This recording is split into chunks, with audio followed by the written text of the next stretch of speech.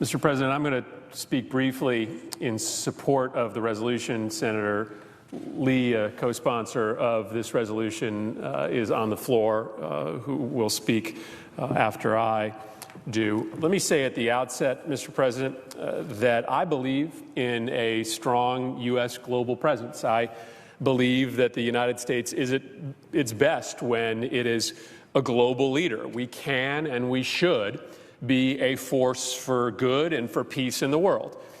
And I also believe, quite frankly, that peace comes through strength. I don't apologize for the size of our military budget, nor do I think it would be wise for this Congress to give up this country's massive military edge over every global adversary and friend. Having the world's biggest, baddest military, it keeps us safe, and it frankly keeps a lot of our friends safe as well. And my last stipulation, before I talk about the resolution, would be this. I also believe that there are times when you use that military power. There are times when war or military action is just. If you want to provide safe harbor for terrorists that plan a massive attack against this country, like the Taliban in Afghanistan, then you can expect a visit from the U.S. Army. But increasingly, we all have to reconcile with the fact that there are more and more limitations on the effectiveness of U.S. military power. Today, our adversaries and our enemies, they practice something we call asymmetric warfare, which means they concede our conventional military advantage and they use other means and methods to exert power and project strength. China does it through economic aid. Russia does it through bribery and the extension of its natural resources to its neighbors. ISIL does it through terror and through the perversion of religion. And yet, this country and this Congress continues to believe that most conflicts around the globe can be solved with just a little bit more American military hardware. And so that's what brings us today to talk about this arms sale to Saudi Arabia, particularly in the context of the ongoing conflict inside Yemen, a civil war inside Yemen that the United States has become a participant in. This is a picture from war-ravaged Yemen, an ongoing humanitarian disaster. We don't have the full extent of the numbers, but there have already been thousands and thousands of civilians killed. And if you talk to Yemenis, they will tell you that this is perceived inside Yemen as not a Saudi-led bombing campaign, which it's broadly advertised in the newspapers, but as a U.S. bombing campaign, or at best a U.S.-Saudi bombing campaign. There is a U.S. imprint on every civilian death inside Yemen, which is radicalizing the people of this country against the United States. Why is this? Well, it's because, the conflict inside Yemen started as a civil war, the Houthis overrunning the government inside Sana'a. The Saudis and a coalition of other Gulf states have entered the conflict, largely through air operations, to try to push the Houthis back. And they have asked for our assistance, which we have given. And we have given it in substantial means and methods. We provide the bombs, we provide the refueling planes, we provide the intelligence. There really is no way that this bombing campaign could happen without U.S. participation. The United States is at war in Yemen today. The United States is at war in Yemen today, and this Congress has not debated that engagement. This Congress has not debated that war, yet another unauthorized military engagement overseas. But the scope of this disaster for the purposes of U.S. national security interests is not just the radicalization of the Yemeni people against the United States, it's not just the thousands of people that have been killed, but the fact that this war has given ground and opportunity for al-Qaeda and ISIS to grow by leaps and bounds. Let's be honest, our first responsibility here is to protect this country from attack. And the most likely arm of al-Qaeda that would have the means or the inclination to attack the United States is the branch that exists inside Yemen. Their recruitment has grown by multiples over the course of this conflict. For a period of time, AQAP was able to use this conflict to grab control of a major port city inside Yemen, which radically changed the ability of AQAP to recruit and to grow their capacity to do harm outside of Yemen because they had control of resources and taxation inside this city.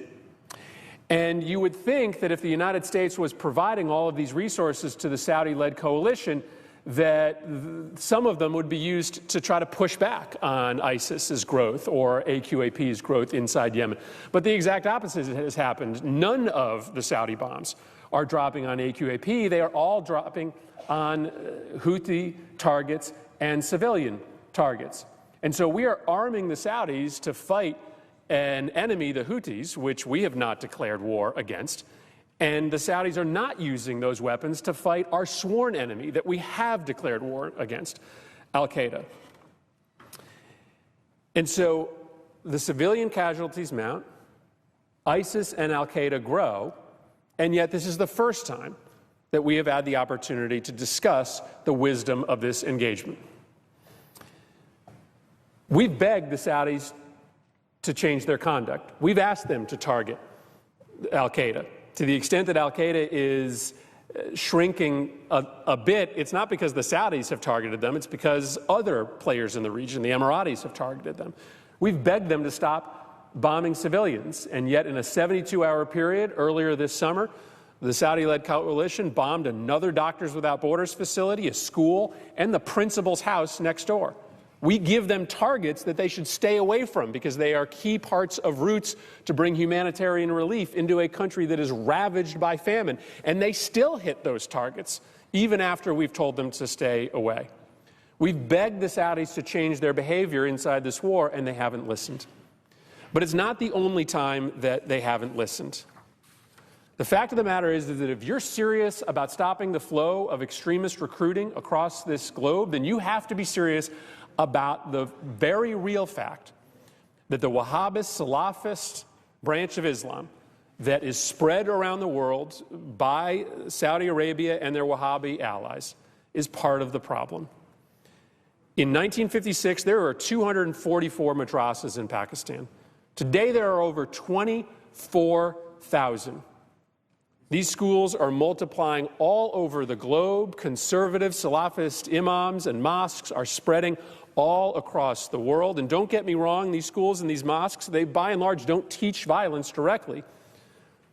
They aren't the minor leagues for al-Qaeda or ISIS, but they do teach a version of Islam that leads very nicely into an anti-Shia, anti-Western militancy. We've begged the Saudis to stop setting up these conservative Wahhabi operations in parts of the Middle East, in the Balkans, in Indonesia. And again, they haven't listened. Just take the example of Kosovo. Kosovo, 10 years ago, would have never been a natural place that ISIS would have gone to recruit people into the fight inside Syria. But today, it's one of their hotbeds of recruitment. It is not a coincidence that during that same period of time, the Saudis and the Wahhabis spent millions of dollars there trying to convert Muslims to their brand of religion, a brand of religion that essentially says that everybody that doesn't believe what we believe is an infidel, that the Crusades never ended, that your obligation as a true Muslim is to find a way to fight back against any brand of the religion that doesn't match ours. And so for those of you that are going to vote for this arms sale, who are going to essentially endorse the current state of our relationship with Saudi Arabia and our Gulf state allies, just ask yourself if we can really defeat terrorism if we remain silent on the primary progenitor of this brand of Islam that feeds into extremism. How can you say you're serious about strangling ISIL when the textbooks that are produced inside Saudi Arabia are the very same textbooks that are handed out to recruit suicide bombers? If we really want to cut off extremism at its source, then we can't keep closing our eyes to the money that flows out of Saudi Arabia and the Gulf states into this conservative Salafist missionary movement around the world.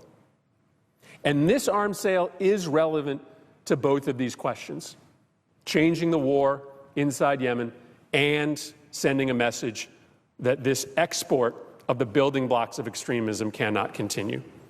Why? Because the main part of this arms sale is a replacement of battle-damaged tanks, tanks that were likely in part damaged in the conduct of this war.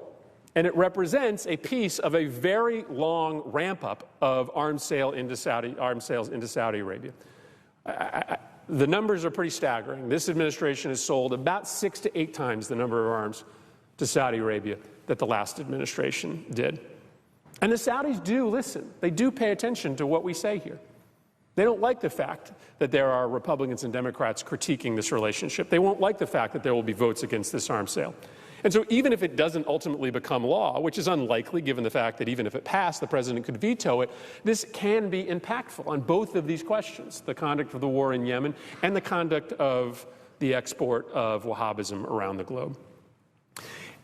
And lastly, let me make this case that rejecting this arms sale or voting against this arms sale, it's not going to end, it's not going to even permanently damage our relationship with Saudi Arabia. We are allies, we'll continue to be allies. Our common bond was forged during the Cold War when American and Saudi leaders found common ground in the fight against communism.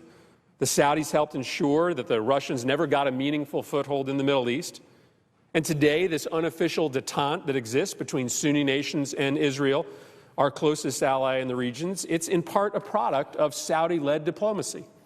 There have been many high-profile examples of deep U.S.-Saudi cooperation in the fight against ISIS and al-Qaeda, notwithstanding these critiques. And more generally, our partnership with Saudi Arabia, the most powerful, richest country in the Arab world, it is an important bridge to the Islamic community, a testament to the fact that we can seek cooperation and engagement with governments in the Middle East and people worldwide, which is a direct rebuttal to this idea that the terrorists spread that asserts that we are at war with Islam. So this is not an either-or question, but we are strategic allies, which is different than being a values-based alliance. That means that when our strategic goals occasionally depart from one another, then we shouldn't be obligated to continue our cooperation on that particular front. The Saudis' guiding foreign policy goal is to gain regional supremacy over Iran. We certainly prefer a Middle East with more Saudi friends than Iranian friends. There should be no doubt about that, but our guiding foreign policy goal in that region is not for the Saudis to win the broadening proxy war with Iran. It's to protect our country from attack by terrorist groups that are metastasizing in Syria and Iraq and now at worrying rates inside Yemen. And today, our participation in the war inside Yemen is making us more vulnerable by attack from AQAP or ISIS, not less vulnerable.